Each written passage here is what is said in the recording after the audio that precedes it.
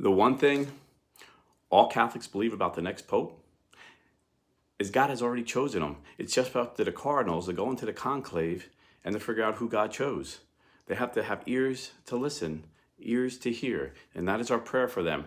Because God will show them, but depending on them, it could be days, it could be weeks.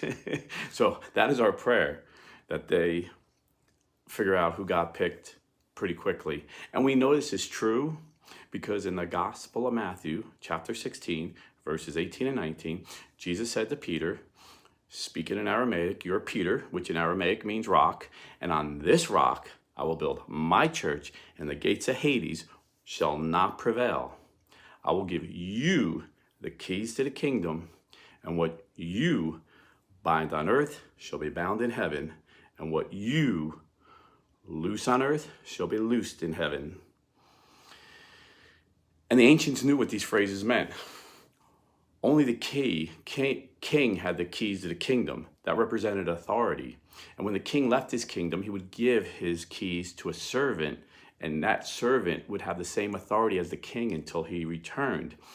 And the king is the only one that had the authority to bind and loose laws. So when he gave the keys to his servant, he gave that authority to his servant to bind and loose as well until he returns. This is why we call the Pope the vicar of Christ, a representative of Christ. And we know God chose Peter, just like he will choose the next Pope, because in the verse before that, Jesus explains that God chose you, Peter.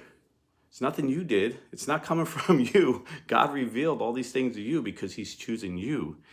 And people in American media and on YouTube want to make this like a political thing, picking the Pope. No, God chooses the Pope. Do some of these guys have agendas? I don't know. I don't know these people. But even if they do have agendas, God can use their agenda. God uses all things for good for those who love the Lord.